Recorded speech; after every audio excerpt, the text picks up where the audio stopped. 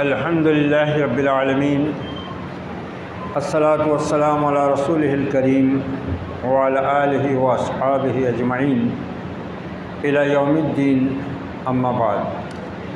اعوذ باللہ السمیع العلیم من الشیطان الرجیم، بسم اللہ الرحمن الرحیم۔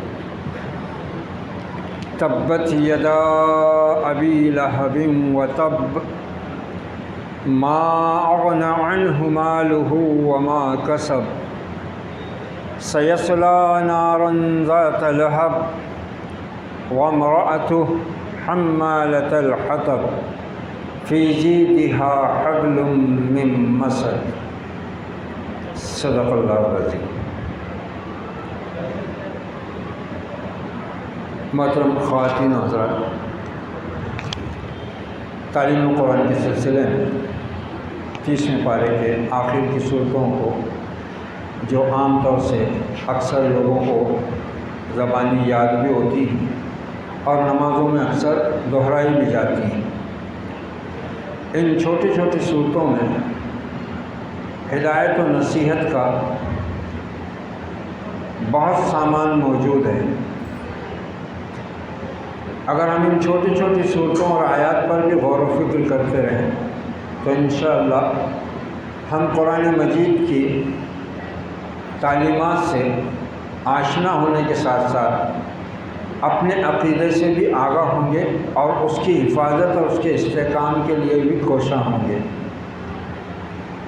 تو کوشش یہ کرنی چاہیے کہ جتنا زیادہ قرآن مجید یاد ہو سکے اس کو یاد کرنے کی کوشش کریں، دوسرے اس کو زیادہ سے زیادہ صحیح پڑھنے پر توجہ دیں، اور جو کچھ ہم کم سے کم زبانی یاد رکھ کرتے ہیں آیات یا صورتیں، ان کو ہم اپنی زبان کے اندر سمجھنے کی کوشش کریں، جس کے لیے کئی ترجمے اور تفاسیر موجود ہیں۔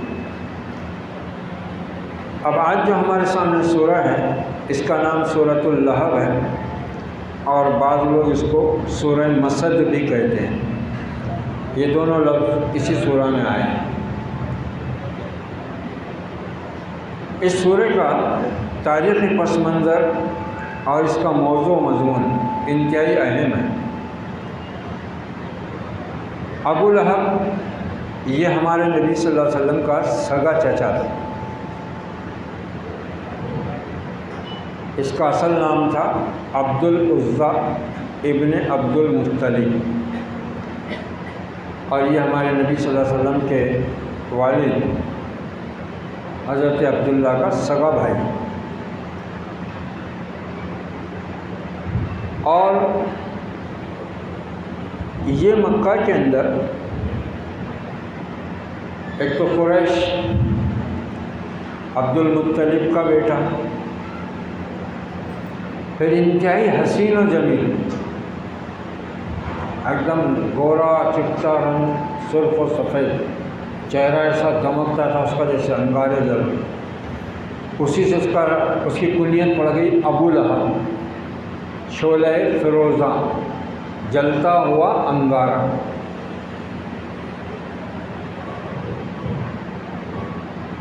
مگر اس میں ایک بہت بدترین صفت پائی جاتی تھی جو عرب لوگ کسی صورت بھی پسند نہیں کرتے تھے اور اس کو بہت غلیظ صفت سمجھتے تھے، اور وہ تھی اس کی کنجوسی۔ مالدار بہت تھا، اور ظاہر بات ہے قبیلہ قریش کے سرداروں میں سے، کعبے کے متولیوں میں سے، اس کو پیسے کیا کمی، مالدار بہت تھا مگر انتہائی بخیل، اور اوپر سے اس کو جو عورت ملی تھی ام جمیل بنت حرب، وہ اس کی بھی باپ، وہ بہت بخیل۔ اب نبی صلی اللہ علیہ وسلم نے جب دین پیش کیا تو یہ سب سے پہلے ہتھے سے اکھڑنے والا تھا۔ جب اللہ نے آپ کو حکم دیا 3 سال تک تو آپ خاموش چلتے رہے، بہت ہی قریب کے لوگوں کو آپ بتاتے رہے، ابھی سنبل بہت زیادہ لگی نہیں بس اڑتی اڑتی خبریں لوگوں تک پہنچی تھی کہ ارے کوئی نیا دین شروع ہوا ہے ہمارے شہر میں۔ خود ابو طالب کو بھی پتہ نہیں، وہ تو ایک دن وہ گزر رہے تھے مکے کی مضافات سے، تو انہوں نے دیکھا کہ آپ صلی اللہ علیہ وسلم حضرت زید، حضرت علی رضی اللہ عنہ یہ نماز پڑھ رہے ہیں۔ ابو طالب دیکھ کر رک گئے، بولے یہ کیا کر رہے ہیں؟ جب ان کو بھی پتہ چلا کہ یہ کچھ تو بھی، اور آپ نے ان کو بتایا کہ ایسا، کہا ٹھیک ہے چل تو۔ اب جب اللہ نے حکم دیا کہ وہ انذر عشیرتک الاقربین، اپنے بالکل قریبی لوگوں کو ڈراؤ تم، تو آپ نے صفا کی پہاڑی پر کھڑے ہو کر یا صباحا کا نعرہ بلند کیا۔ عرب لوگ اونچے مقام پر یہ الفاظ اس وقت بولا کرتے تھے جب قبیلے کو، شہر کو، بستی کو خطرہ ہوتا تھا اور لوگ دوڑ کر آتے تھے کہ کیا بات ہے۔ آپ نے عرب کے اسی دستور کے مطابق آواز لگائی کوئی صفا سے، یا صباحا، لوگ دوڑے ہوئے آئے۔ ان میں یہ بھی تھا ابو لہب، جس کا نام بدھ کے نام پر عبد العزیٰ تھا، عزیٰ کا بندہ۔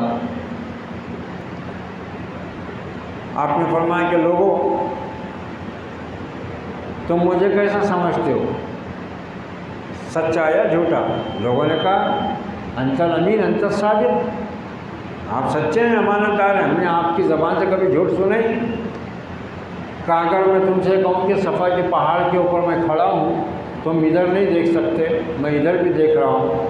اگر میں کہوں کہ اس صفا کے پیچھے، پہاڑی کے پیچھے ایک لشکر تم پر حملہ کرنے والا ہے تو بات مانو گے؟ بولے بالکل مانیں گے۔ کہا تو پھر میں تمہیں اس سے بھی بڑے عذاب اور خطرے سے آگاہ کر رہا ہوں، اور وہ ہے قیامت۔ میں اللہ کا رسول ہوں، تم لا الہ الا اللہ کا اقرار کرو، کامیاب ہو جاؤ۔ اور سب سے پہلے اس نے مٹھی بھر کے ایسا کنکر اٹھایا تھا اور آپ کی طرف پھینک کر بولا تھا تباً لک لہٰذا جماعت نا، تیرا ستیاناش ہو، تو ہلاک ہو، اس کے لیے بلایا تھا کیا ہم کو؟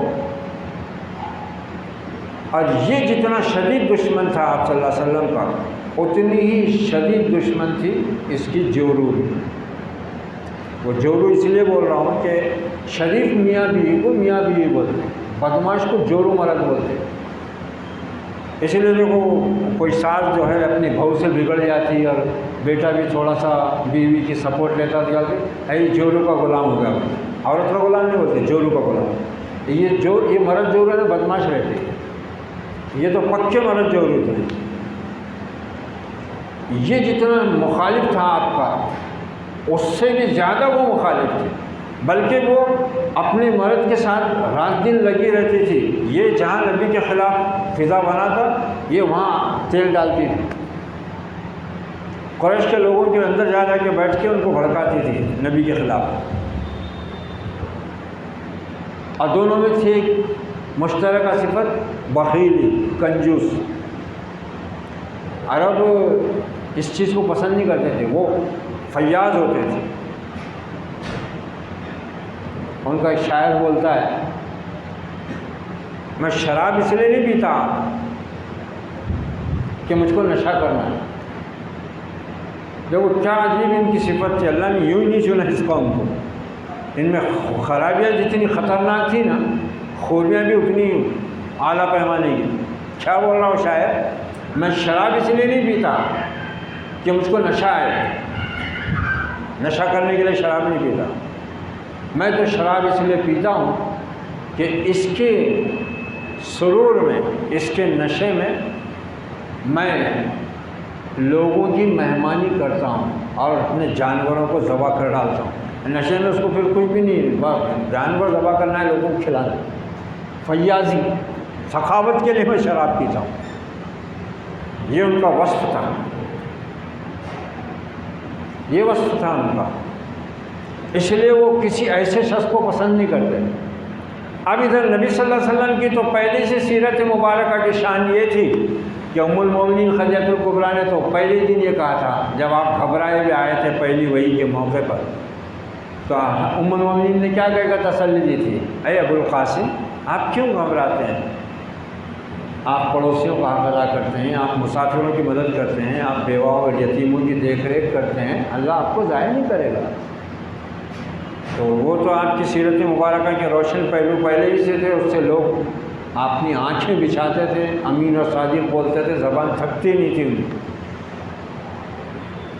اور پھر آپ نے خود جب نبوت ملی تو سب سے پہلی جو تعلیم آپ نے دی وہ اخلاقی تعلیم ہی تھی، توحید کے اعلان کے بعد، رسالت کے اعلان کے بعد، آخرت کے اعلان کے بعد، جن تین بنیادوں پر دین ہمیشہ ٹھہرا اللہ کا، توحید، رسالت، آخرت، ان کے بعد آپ نے جو چیز سب سے پہلی بیان کی تھی ان سے وہ اخلاقی باتیں تھیں۔ یتیموں کا مال مت کھاؤ، کمزوروں پر ظلم مت ڈھاؤ، مسافروں کا حق ادا کرو، یتامہ کا مال نہ کھاؤ بلکہ ان کی مال کی حفاظت کرو، ان کے ساتھ فیاضی کا حسن سلوک کا معاملہ کرو۔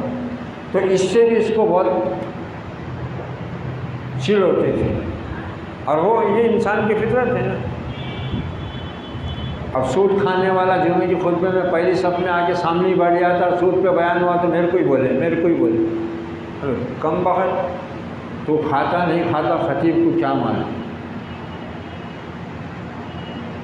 اب اس کی اور فضیلت ہو رہی تھی نا، یعنی اس کی جو خرابی لوگوں میں پہلے ہی سے چرچے میں تھی کہ یار یہ بخیل آدمی ہے، کنجوس آدمی ہے، یہ تعلیم سے اس کا اور تاریخ پن ابھر کر آ رہا تھا، اس میں بھی یہ بہت لال پیلا ہوتا تھا کہ یہ تو میری فضیلت کر رہا ہے،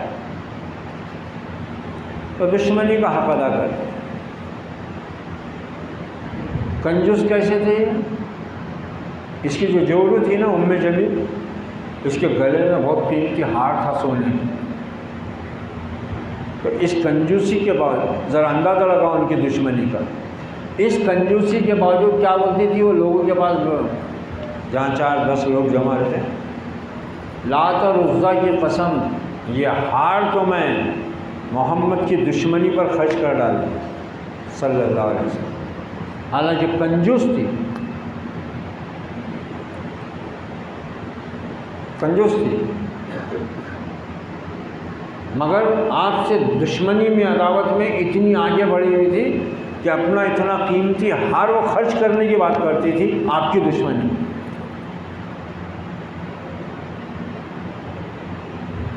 اس لیے اللہ نے دونوں مرد جوڑوں کا اس سورہ میں ذکر کیا،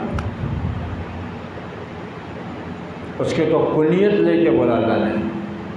اس نے پہلا لفظ بولا تھا نا پہلے دن، تبًّ لک، تو ہلاک ہو، وہی لفظ اللہ نے اس کے لیے استعمال کیا، تبت یدا، ہاتھ ٹوٹے یا ٹوٹ گئے ہاتھ ابو لہب کے، وہ تب، اور وہ ہلاک ہو گیا، یعنی اس نے نبی ہاتھ ٹوٹنے سے مراد ناکام ہونا، جیسے ہم اردو میں بھی بولتے ہیں نا، ارے اس کے ہاتھ ٹوٹ گئے، میں تو آدمی بہت کام کا تھا۔ تو یہ محاورے ہوتے ہیں کچھ زبانوں کے جو مختلف مواقعوں پر بولے جاتے ہیں۔ تو عرب بھی کسی انسان کو ناکام بتانے کے لیے اسی طرح کے الفاظ بول کر اس کو بد دعا بھی دیتے تھے اور اس طرح اس کو خبر بھی دیتے تھے۔ تو اس نے نبی کو یہ کہا تھا پہلے دن جب صفا پر آپ نے دعوت پہنچائی تھی کہ تبًّ لک، تو تباہ ہو، تو ہلاک ہو، اللہ نے وہی لفظ اس کے لیے استعمال کیا، تبت یدا، ٹوٹے تو ہاتھ تیرے اور تب ہلاک تو ہو، اور ویسی ہوا۔ جنگ بدر کے بعد 7ویں دن، یہ کم وقت بدر میں نہیں گیا، جنگ میں نہیں گیا ہے، تھوڑے سے پیسے دے دلا کے بولا کہ تم جاؤ یہ پیسے لے جاؤ، جنگ میں نہیں گیا۔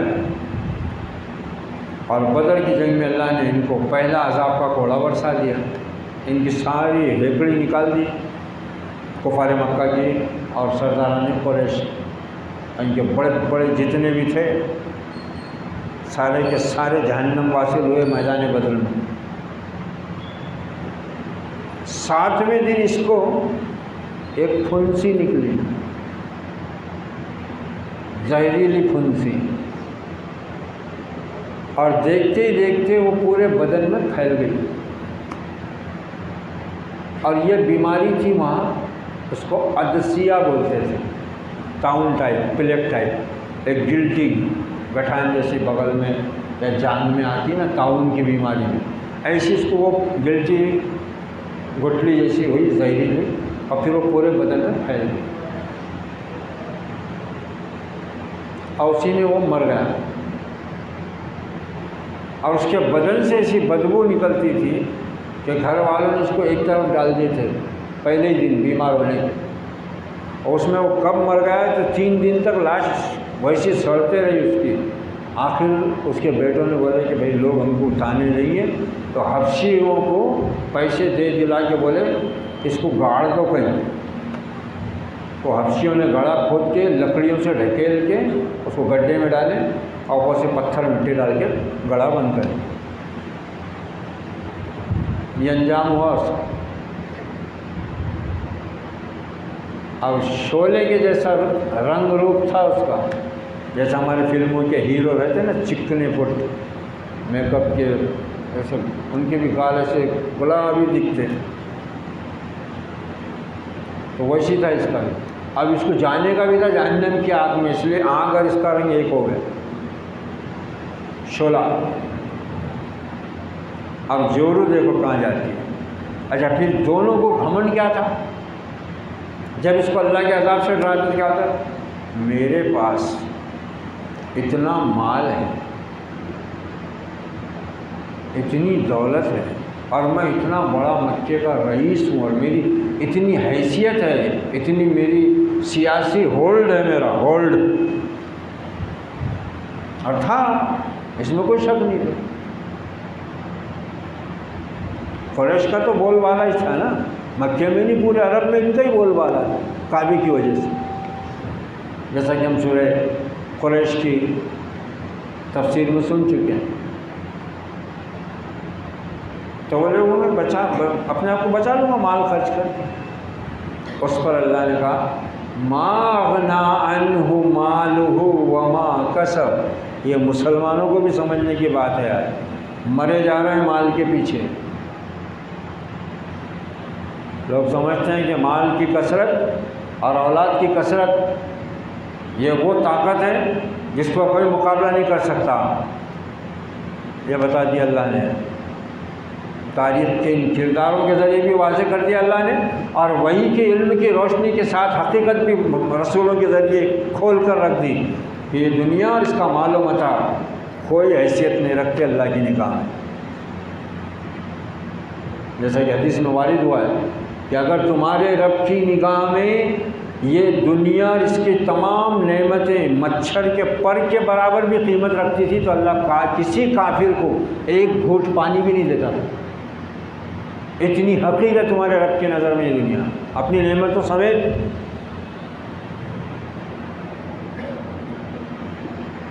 اور آج وہ امت جس کے پاس حقیقت کا پورا پیغام موجود ہے، پوری تاریخ موجود ہے، پوری سیرت موجود ہے، وہ آج کیسی پیسوں کے پیچھے دنیا پرستی کا شاہکار بنی، ایسے چمٹے ہوئے دنیا سے، دنیا کے اسباب سے کہ جیسے مرنا ہی نہیں ہے، یا پھر یہ مال و اسباب جو ہے ان کو یہ مرنے نہیں دیں گے۔ جیسے سورہ حمزہ میں آگے ہے، سورہ مبارکہ اور سورہ فیل سے پہلے اوپر وَيْلٌ لِكُلِّ هُمَزَةٍ لُمَزَةٍ الَّذِي جَمَعَ مَالًا وَعَدَّدَا يَحْسَبُ أَنَّ مَالَهُ أَخْلَدَا۔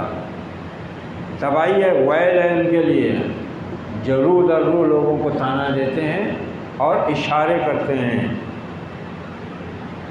اور مال جمع کر کر کے رکھتے ہیں۔ اچھا، جن کو مال جمع کرنے کی لت لگ جاتی نا، ان پہ لعنت ہی پڑ جاتی، نہ تو وہ خود کھاتے اس کو، نہ کسی بھلے کام میں خرچ کرنے کی توفیق ملتی، اور ویسے مر جاتے ہیں، آخر دوسرے ہی وہ مال لے کے اڑ جاتے ہیں، اور حساب تو یہ کم وقت کو دینا پڑے گا، یہ جمع ہی نہیں کیا تھا، خود بھی نہیں کھایا، آخرت کے لیے بھی جمع نہیں کرا، اور اوپر سے پورے مال کا حساب دینے کو وہاں مریں گا۔ کتنی بری بات ہے، مگر عقل کے اندر کو سمجھ میں نہیں آتی، اور جن کے اوپر مال و دولت کی محبت بیٹھ جاتی نا، عبد الدرہم اور عبد الدینار جس کو حدیث میں کہا گیا، جو دینار اور درہم کا بندہ بن جاتا ہے نا، وہ خدا کا بندہ نہیں رہتا پھر،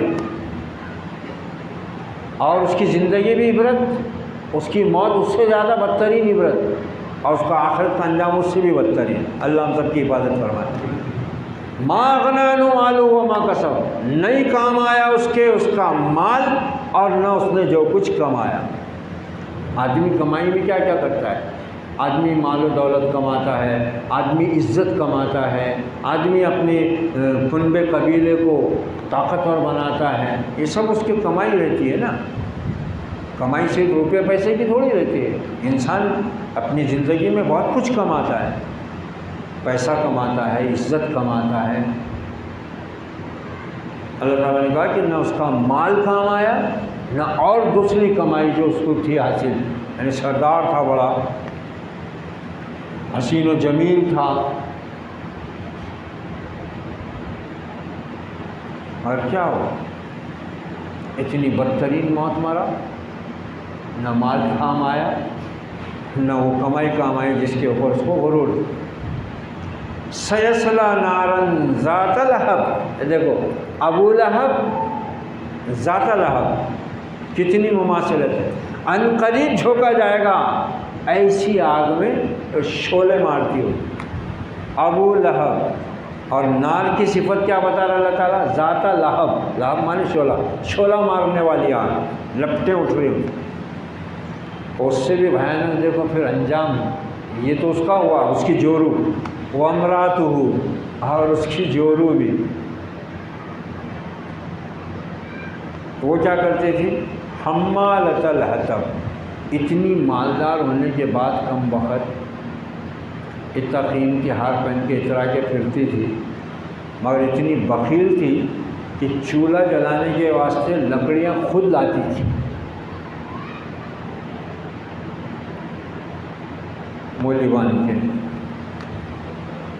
اور کانٹے دار لکڑیاں لاتی تھی اور لوگوں کے راستے میں پھینکتی تھی، پہلے سے بھی عادت تھی، اور خاص طور سے نبی صلی اللہ علیہ وسلم کے راستے میں تو برابر ڈال کے آتی، کانٹے دار جاڑی۔ ایک تو مطلب یہ ہے اس کا سیدھا سیدھا لفظی اعتبار سے، حمالہ، حمال کا مؤنث، بوجھ اٹھانے والی، حمالہ، حطب مانے لکڑیاں، لیکن عربی میں یہ لفظ اس کے لیے بھی استعمال ہوتا ہے، چغل خور کے لیے، کیونکہ چغل خور بھی کیا کرتا؟ جگہ جگہ چغلیاں کر کے وہ بھی گناہوں کی پوٹلی باندھ کے اپنے سر پہ رکھ لیتا، تو یہ چغل خور بھی تھی، کنجوس بھی تھی، چغل خور بھی تھی، حق کی بدترین دشمن بھی تھی، اور اوپر سے اپنے مال و دولت پر غرور میں بھی یکتا تھی۔ اس کی جورو حمالۃ الحطب، لکڑیاں ڈھونے والی، فی جیدہا حبل من مسد، اس کی گردن میں تو مضبوط بٹی ہوئی رسی ہوگی۔ اب مفسرین نے بیان کیا ہے کہ اس میں یہ بھی مفہوم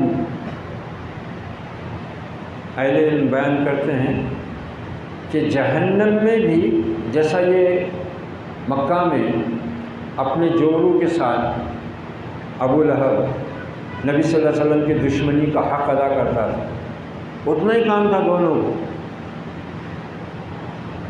کو اتنا ہی کام تھا بس، کہ نبی کے خلاف کیا کیا بکے اور کہاں کہاں بکے، دن رات اتنا ہی دھندا، یہ جہاں پہنچتا یہ بھی پہنچتی، وہ 4 باتیں بولتا تو یہ 8 باتیں بولتی، لوگوں کو نبی صلی اللہ علیہ وسلم کے خلاف بھڑکانے کے لیے۔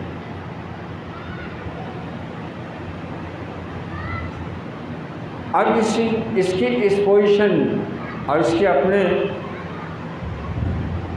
مالدار ہونے کی حیثیت سے لوگ ان کی بات سنتے تھے، اور چونکہ بھی معاملہ نیا نیا تھا تو دھیرے دھیرے جب یہ معاملہ بڑھنے لگا تو ان کی دشمنی بھی ویسی بڑھتے گئی۔ اس سے معلوم ہوا کہ جو انسان حق کے خلاف اندھا بہرا بن کر اس کی عداوت میں پڑ جاتا ہے نا، پھر اس کے لیے تباہی کے سوا کوئی راستہ نہیں بچتا، کوئی راستہ نہیں بچتا۔ اور حق کے ساتھ دشمنی کرنے والا کبھی پنپ نہیں سکتا، عزت وعدہ نہیں بن سکتا، کامیاب نہیں ہو سکتا، اور اہل حق کو ذلیل کرنے والا کبھی عزت نہیں پا سکتا، اور اہل حق کبھی ذلیل نہیں ہوتے اس کے ذلیل کرنے سے۔ اور یہ بھی معلوم ہوا کہ اہل حق اور حق کے مقابلے میں ہمیشہ انسانی معاشرے میں، رسولوں کے زمانے میں، ان کی قوموں میں، اور کل بھی اور آج بھی وہی لوگ آگے آگے رہتے ہیں جن کو اللہ مال و دولت سے نوازتا ہے، اور ایسے مالدار کہ اللہ ان کی مت مارتا ہے، اسی مال کو ان کے لیے تباہی کا سامان بناتا ہے، اور ان کے عمل دیکھو کیسے ہوتے ہیں۔ یہ مرا ایسی، ابو لہب مرا ایک زہریلی پھنسی پیدا ہوئی بدر کی جنگ کے 7ویں دن، 7 دن بعد، کچھ مفسر کچھ دن بولتے ہیں، کچھ نے 7 دن کہا ہے، اور پھر اس کے بعد اس کی موت ہو گئی۔ اب یہ جو سونے کا ہار پہن کر اتراتی تھی اور کنجوس ہونے کے بعد بھی لوگوں کو بولتے تھی لات اور عزا کی قسم، اپنے ماں جھوٹے خداؤں کی قسم کھا کے بولتی تھی یہ ہار تو میں محمد کی دشمنی پہ خرچ کروں۔ اس کے ساتھ کیسا ہوا؟ اس کے ساتھ ایسا ہوا کہ ایک دن یہ لکڑیاں لا رہی تھی تو وہ جو رسی اس کو بندھی ہوئی تھی، اللہ نے کچھ ایسا معاملہ کیا، اچانک وہ رسی کس طرح سے کھلی اور کیسے کھلی، وہ اس کے گلے میں پھنسی اور پورا لکڑیوں کا بوجھ اس کو لے کر گرا اور اس کی موت ہو گئی، پھانسی لگ گئی۔ مرا تو ایسا مرا، جو روح ایسی گئی۔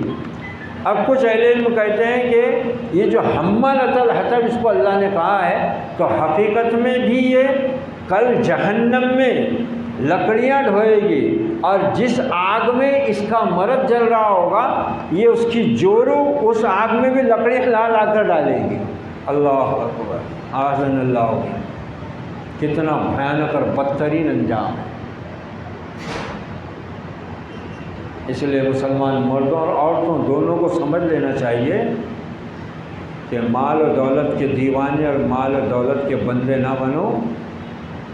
اللہ کو اپنا رب مانتے ہو تو حلال روزی پر قناعت کرو، اللہ جو کچھ حلال ذریعے سے دے اس پر اس کا شکر ادا کرو، اس کی یاد سے غافل نہ ہو۔ کتنی تعجب اور افسوس کا مقام ہے، لوگوں کے پاس لاکھوں روپیہ پڑا ہوا ہے مگر نہ کسی غریب کے کام آتا ہے، نہ اللہ کے راستے میں نہ کام آتا ہے۔ بڑی مشکل سے دل محسوس کے شرمندگی سے بچنے کو 1.5 لاکھ روپے ادھر، 2 لاکھ روپے ادھر رکھ کے 100 کی نوٹ نکالیں گے، وہ بھی ہمت کر کے، ورنہ 50 پر بھی کام چلا لیتے۔ بہت برا حشر ہوتا ہے اس طرح کے لوگوں کا، موت تو بہت بھیانک ہوتی ہے، روح ان کی نکل نہیں پاتی ہے، یہ اس دنیا پرستی کے جال میں پوری طرح جکڑے ہوئے ہوتے ہیں، اور فرشتہ ہے کہ ڈوب کر روح کھینچتا رہتا ہے، یہ چھوڑنے کو تیار نہیں، فرشتہ کھینچتا ہے اپنی تکلیف پر تکلیف۔ اسی لیے نبی صلی اللہ علیہ وسلم نے یہ دعا بھی فرمائی ہے کہ اللہ ہم کو موت کی سکرات سے محفوظ رکھ۔ بہت خطرناک چیز ہے یہ، کہ انسان اس میں اللہ کو بھی بھول جاتا ہے، آخرت کو بھی بھول جاتا ہے۔ یہ مال و دولت یہ سب بہت خطرے کی چیزیں، دھوکے کی چیزیں. کیا ہے تو نے متاع غرور کا سودا، فریب سود و زیاں. لا الہ الا اللہ، اللہ کے سوا کچھ نہیں ہے. کل شیء ہالک الا وجہ، ہر چیز ہلاک ہو جانے والی ہے اس کی ذات کے علاوہ. کل من علیہا فان ویبقى وجہ ربک ذو الجلال والاکرام. ہر چیز جو اس زمین پر ہے نظر آتی ہے تم کو، آسمان ہو، چاند، سورج، ستارے، پہاڑ، دریا، سمندر، جو بھی ہے سب فنا ہونے والا ہے. کل من علیہا فان ویبقى وجہ ربک ذو الجلال والاکرام. بس تمہارے رب کی ذات بابرکت جو صاحب جلال و عظمت ہے وہی باقی رہنے والی ہے. فَبِأَيِّ آلَاءِ رَبِّكُمَا تُكَذِّبَانِ. تو تم اپنے رب کی کن کن قدرتوں نعمتوں کو جھٹلاؤ گے؟ تو مال و دولت کی محبت سے اللہ کی پناہ مانگنی چاہیے، اور کبھی بھی مال نہ حرام طریقے سے کمائے آدمی، نہ سینت سینت کر جمع کر کر کے رکھے، بلکہ حلال طریقے سے کمائے اور جائز راستوں پر خرچ کرے. اللہ کے راستے پر خرچ کرے، نیکی کے راستے پر خرچ کرے، اللہ کے ان محتاج بندوں پر خرچ کرے. کیا لے کر جائیں گے یہ کروڑوں کی دولت جمع کرنے والے؟ غریب رشتہ دار ترس رہے ہیں بیچارے، ضروریات زندگی ان کی پوری نہیں ہوئی. کبھی اللہ کے دین کے راستے میں ان سے مانگو اور اس امید سے مانگو کہ بھائی کروڑ پتی لاکھ پتی انسان ہے، کچھ اچھی رقم دے گا، کام چل جائے گا، تو یہ وہاں سے ہاتھ اٹھا دیتے ہیں. ہاں البتہ تباہی و بربادی دنیا، دین اور آخرت کے اعتبار سے جس راستے میں ہے نا، وہاں بہت مال اڑاتے ہیں یہ لوگ، وہاں بہت مال خرچ کرتے ہیں. مگر جیسی نیکی کا معاملہ آ جائے ان کے ہاتھ نہیں کھلتے. 2 روپے 1 روپیہ ایسے دیتے رہتے بولے ہم اللہ کے راستے میں مانگنے والوں کو. کیا دیتے رہتے؟ چھارانے آٹانے، اب وہ تو بند ہو گئے. روپیہ 2 روپے دے، صدقہ فطر نکالیں گے، اتنے سے گیہوں 5-10 کلو 1 کٹورا دیتے جائیں گے مانگنے والوں کو. ایک کا بھی پیٹ نہیں بھرتا. جبکہ زکوٰۃ اور صدقہ فطر کا مقصد کیا ہے؟ معاشرے کے کمزور لوگوں کو طاقتور بنانا، سہارا دینا، ان کی عزت کو برقرار رکھنا، ان کو بھی عزت کے ساتھ زندہ جو رہنے کا حق عطا کرنا، ان کی مدد کرنا. وہ نہیں ہے. کروڑوں روپیہ، لاکھوں روپیہ پڑا ہوا ہے لوگوں کے پاس، مگر کسی ضرورت مند مجبور اور بے کس کی آنت میں ان کی جیب سے کبھی روپیہ نہیں نکلتا. دیکھ لو ابو لہب کا انجام کیا ہوا. اور پھر زکوٰۃ نہ دینے والوں کے جو وعید قرآن مجید میں اور حدیث میں آئی ہے وہ تو ہم سنتے ہی کہ ان کا حال کیا ہوگا. مالدار صحابہ اکرام انہی باتوں سے ڈر ڈر کے اپنی زندگی میں کئی مرتبہ ایسا کرتے تھے کہ اپنا آدھا مال پورا جتنا رہتا تھا وہ جمع کرتے تھے، اس میں آدھا آدھا کرتے تھے اور آدھے کو اللہ کے راستے میں وقف کر دیتے، خرچ کر دیتے کہ کم سے کم کل آخرت میں حساب آسان ہو جائے. حساب کتاب کی فکر ہی نہیں آج کے انسان کو. بس مال مال آنے دو، چاہے جدھر سے بھی آئے، جتنا بھی آئے کم پڑ رہا ہے. ہوس ہے کہ مٹتی ہی نہیں، شیطان کی آنت کی طرح سے معاملہ ہو گیا ہوا ہے، بھرتی ہی نہیں ہے آنت. اور پھر نبی نے فرمایا نا، اور سچ فرمایا کہ ابن آدم کہتا ہے میرا مال میرا مال.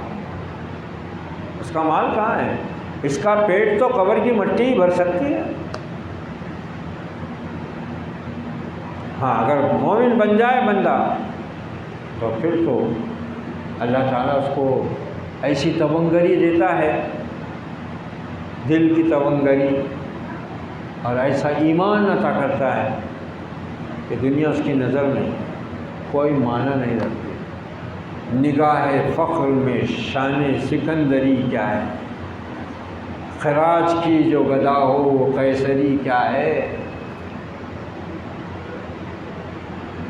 یہ ہے اللہ والوں کی شان. یہ ایسا انجام ہوتا ہے کہ آدمی ہم کا دشمن ہوتا ہے. اور عام طور سے آج بھی ہم دیکھ سکتے ہیں کہ اللہ کے اور اس کے رسول کے احکام اگر کھول کر بیان کیے جائیں اور معاشرے کی برائیوں پر کھول کر بات کی جائے تو ان مالداروں ہی پر سب سے زیادہ زد پڑتی ہے اور یہی سب سے زیادہ دشمن ثابت ہوتے ہیں، مخالف ثابت ہوتے ہیں. اور پھر اس کے ساتھ ان کے جو لگے بندے ہوتے ہیں جو ان سے بس ایک کٹ چائے ایک پلیٹ تہاری کی بس بھیک پاتے رہتے ہیں، وہ پھر ان کے ہمنوا رہتے ہیں. تو یہ سورہ بہت بڑا عبرت کا سامان بھی رکھتی ہے، سبق بھی رکھتی ہے، ہدایت کا سامان بھی رکھتی ہے، مردوں کے لیے بھی عورتوں کے لیے. اور تفسیر میں یہ بھی آتا ہے کہ جب یہ سورہ نازل ہوئی تو یہ اس کی جورو ام جمیل ایسی بھڑکی، دونوں ہاتھوں میں پتھر لے کر نکلی. کہاں ہیں بولے وہ؟ اور اتفاق سے آپ اس وقت کعبۃ اللہ میں موجود تھے اور آپ کے پاس سیدنا ابوبکر صدیق رضی اللہ عنہ تھے. حضرت ابوبکر صدیق کی نظر پڑ گئی. چرچا ہوگا تھا پورے مکہ میں، ارے تبت یدا ابی لہب وہ سب نازل ہوئے ہوئے. اب یہ تو ان کے تو تن بدن میں آگ لگ گئی نا مرد جورو کے. وہ تو ناگن کے ساتھ بفرتی ہوئی نکلے، پتھر لے کے ہاتھوں میں بڑے بڑے. کہاں ہے بولے؟ آج تو اس کا سر ہی توڑوں گی. حضرت ابوبکر صدیق نے لگی یا رسول اللہ آپ کی چچی آ رہی ہے، حال تیور بہت خطرناک دکھ رہے ہیں، ہاتھوں میں پتھر نظر آ رہے. کہا ابوبکر گھبراؤ نہیں، اللہ نے میرے اس کے درمیان پردہ ڈال دیا، مجھے دیکھ نہیں پائے. ایک دم آگے حضرت ابوبکر پر بولے کہاں ہے تیرا صاحب؟ حضرت ابوبکر صدیق مسکرا رہی کہ میرے بازو میں کھڑے، اللہ کے نبی تو میرے کو پوچھ رہے. کہا یہی تو ہے. کہاں ہے بتا، آج تو اس کا سر توڑوں گی. بک بک بک بک کری، الٹے سیدھے باتیں کری، بکواس کری، نکل گئی. یہ صحیح تاریخ جو ہے ہماری، اس سے بڑھ کر کیا ہم کو طاقت کہاں سے ملتی ہے، قوت کہاں سے ملتی ہے؟ خزانہ تو یہاں ہے، ہر چیز کا، ہدایت کا، مال کا، بھوک کو مٹانے کا، پیاس کو بجھانے کا، فتح کا، سب خزانہ تو یہاں پر ہوئی. مگر ہم کو اس سے حاصل کرنے کا سلیقہ نہیں آتا ہے یا ہم حاصل ہی نہیں کرنا چاہتے ہیں. سیدھی سی بات ہے کہ اللہ نے پہلے فرما دیا کہ جو کوئی ہدایت پائے گا اپنا نفع اپنا بھلا پائے گا، اور جو کوئی گمراہی اختیار کرے گا تو وبال بھی اسی پر آئے گا. تو یہ سورہ بہت اہم ہے اپنے موضوع مضمون اور تاریخی پس منظر کے اعتبار سے، اور بڑا عبرت کا سامان ہے. اللہ تعالیٰ سے دعا ہے کہ اللہ تعالیٰ ہر مسلمان کو ابو لہب کی طرح حق دشمنی اور اناد کی لعنت سے محفوظ رکھے، اور اس کی جوڑوں کی طرح اللہ تعالیٰ ہر مسلمان عورت کو حق دشمنی سے محفوظ رکھ کر دنیاوی مال و متاع اور زیور کی حرص و ہوس سے بھی محفوظ رکھے، اور مرد اور عورتوں دونوں کو اللہ حق اور حلال کی کمائی پر شکر گزاری اور قناعت پسندی کی زندگی جینے کی توفیق عطا فرمائے. اعوذ باللہ من الشیطان الرجیم، بسم اللہ الرحمن الرحیم. تبت یدا ابی لہب وتب ما اغنی عنہ مالہ وما کسب